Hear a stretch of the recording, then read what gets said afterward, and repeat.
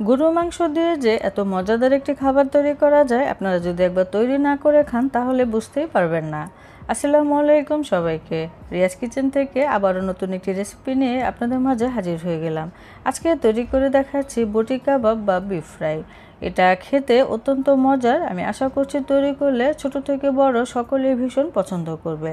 আপনারা চাইলে স্ন্যাক্স হিসেবেও এই বটি কাবাবের রেসিপিটি রাখতে পারেন। ভীষণ মজা লাগে খেতে। আশা করছি ভিডিওটি ভালো লাগবে। ভিডিওতে একটি লাইক কমেন্ট করতে ভুলে যাবেন না। চলে যাচ্ছি পুরো রেসিপিতে। আজকের বিফ ফ্রাই বা বটি কাবাব করার জন্য আমি এখানে আধা কেজির একটু বেশি হবে গরুর মাংস নিয়েছি, আর মাংসটাকে এরকম ছোট টুকরো করে কেটে নিয়েছি।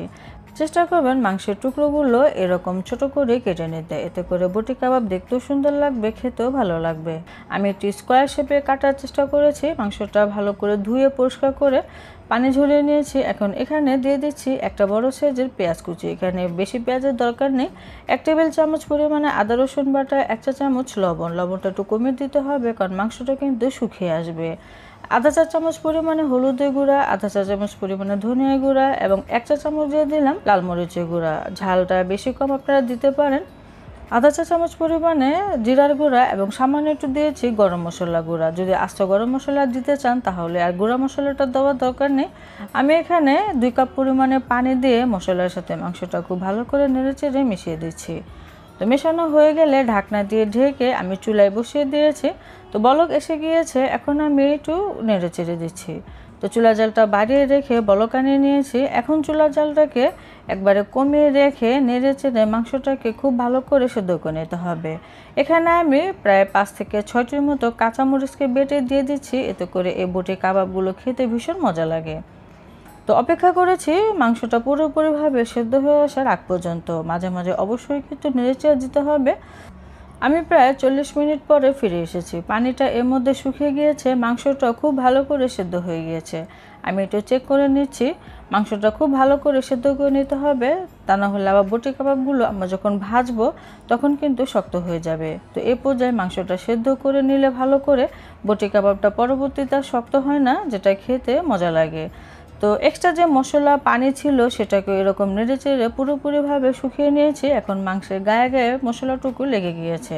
এখন চুলা থেকে নামিয়ে একটি মিক্সিং বোলে ঢেলে নিচ্ছি। আপনারা যদি গুঁড়া মশলাটা বাদ দিয়ে গরম মশলা ব্যবহার করতে চান, সেদ্ধ হওয়ার পরে এ পর্যায়ে এসে গোটা মশলাগুলো উঠে ফেলে দিতে হবে। তো মাংসটা আমি একটু হালকা ঠান্ডা করে নিচ্ছি। এখন যেহেতু অত্যন্ত গরম, যখনই হালকা ঠান্ডা হয়ে যাবে বা অতিরিক্ত গরম ভাবটা চলে যাবে, তখন আমি এখানে 2 টেবিল চামচ পরিমাণে দিয়ে দিচ্ছি কর্নফ্লাওয়ার।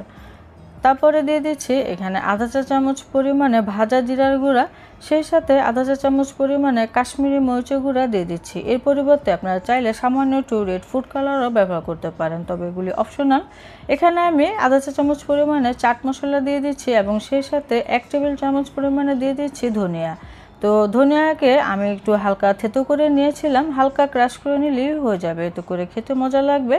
1 চা চামচ চিলি ফ্লেক্স দিচ্ছি, সেই সাথে কিছুটা ধনিয়া পাতা কুচিও দিয়ে দিলাম। এখানে আমি প্রায় 1.5 চা চামচের মতো লেবুর রস দিয়ে দিচ্ছি। তো সমস্ত কিছু দেওয়া হয়ে গেলে খুব ভালো করে মেশাতে হবে, একটু আলতো করে মেশাতে হবে, যেহেতু মাংসগুলো খুব ভালো করে সেদ্ধ করে নিয়েছিলাম, তা না হলে ভেঙে যাবে। তো কিছুক্ষণ পরে দেখা যাবে মাংসর কালারটা এরকম সুন্দর হয়ে গিয়েছে, যেহেতু আমি এখানে কাশ্মীরি মরিচের গুঁড়া ব্যবহার করেছি, এতে করে কালারটা সুন্দর আসে। তো মেশানো হয়ে গেলে এখন এগুলিকে তেলে ভেজে নেব। তো চুলায় আমি তেল গরম হতে দিয়েছিলাম, তেলটা গরম হয়ে গিয়েছে। এখন আমি বটি কাবাবগুলো একটা একটা করে ছেড়ে দিচ্ছি। তো এক ব্যাচে অতিরিক্ত না ছেড়ে একটু গ্যাপ রেখে ছাড়াই ভালো, এতে করে বটি কাবাবগুলো দেখতে খুবই সুন্দর হবে। চুলার জালটা কিছুটা কমিয়ে রেখে এই কাবাবগুলো ভেজে নিতে হবে। তো অতিরিক্ত সময় নিয়ে ভাজার দরকার নেই, 3 থেকে 4 মিনিটের মতো ভাজলেই হয়ে যাবে। আমরা যেহেতু মাংসটা প্রথম থেকে সেদ্ধ করেছিলাম, উপরে যে কোটিংটা দিয়েছি শুধুমাত্র ওটা একটু ক্রিস্পি হলেই হয়ে যাবে। তো কালারটাও সুন্দর এসে গিয়েছে, ক্রিস্পি হয়ে গিয়েছে। এখন আমি তুলে নিচ্ছি। তো পরবর্তী মাংসের টুকরোগুলো আমি ঠিক একইভাবে ভেজে নিব, চুলার জালটা কিছুটা কমিয়ে। তো তেলটা ঝরিয়ে এখন আমি বটি কাবাবগুলো উঠিয়ে নিচ্ছি।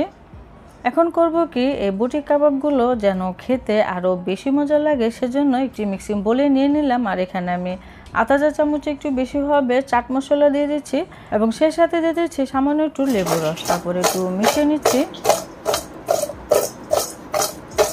চাট মশলা যদি এই বটি কাবাবে দেওয়া হয় এই মজাটা আসলে অনেক দ্বিগুণ হয়ে যায়। এখন আমি পরিবেশন করছি। পরিবেশনটা আসলে যার যার ইচ্ছে মতো করাই ভালো। আমি এখানে পেঁয়াজ, কাঁচামরিচ, ধনেপাতা রেখেছি, সেই সাথে একটা চাটনি তৈরি করেছিলাম। আর এই চাটনিটা আমি কী দিয়ে তৈরি করেছি ডেসক্রিপশন বক্সে আমি লিখে দেব, আপনারা চাইলে তৈরি করতে পারেন। এই বটি কাবাবগুলো এই চাটনিটা দিয়ে খেতে কী যে মজা লাগে, আপনারা তৈরি না করলে বুঝতে পারবেন না। আসলে আমি ভিডিওটা যখন করছিলাম তখনই দেখে আমার আবারও খেতে ইচ্ছে করছিল। আপনারা তৈরি করলে আশা করছি নিরাশ হবেন না, খেয়ে সবাই প্রশংসা করবে। তো সবসময় এক ধরনের রান্না না করে আপনারা গরুর মাংস দিয়ে ভিন্ন ভিন্ন আইটেম তৈরি করতে পারেন। আশা করছি পরিবারের সকলের কাছে ভীষণ পছন্দ হবে। আর মাংসটা কতটা সফট হয়েছে ভিতরে আপনারা দেখে নিশ্চয়ই বুঝতে পারছেন, কোনো প্রকার শক্ত হয়ে যায়নি। রেসিপিটি ফলো করে তৈরি করবেন আর কমেন্টে জানাবেন আপুর রেসিপিটি কেমন হলো। সবাই অনেক বেশি ভালো থাকবেন, সুস্থ থাকবেন। আজকের মতো বিদায় নিচ্ছি। আল্লাহ হাফিজ।